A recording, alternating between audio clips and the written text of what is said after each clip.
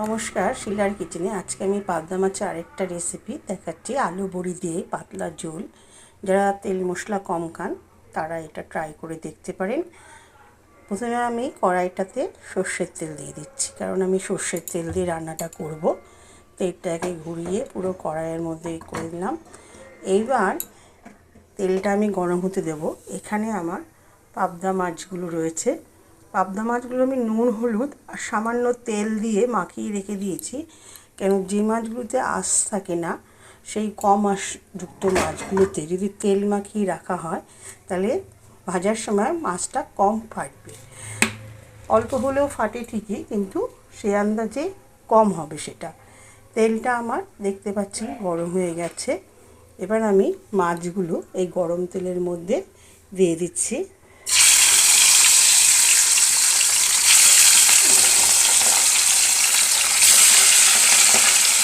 মাছটা 2-3 মিনিট ধরে আমি একটু,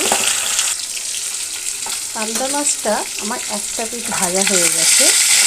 মাছটাকেই আমি এবার উল্টিয়ে দেবো।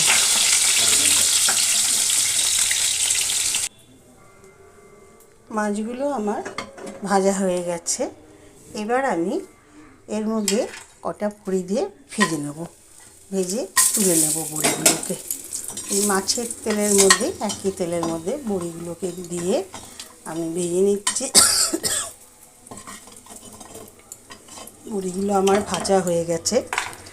বড়িগুলো আমি এখানে তুলে রাখলাম।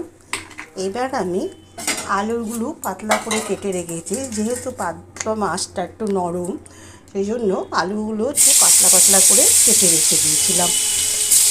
আলুগুলো কেটে তেলের মধ্যে দিয়ে দিয়েছি।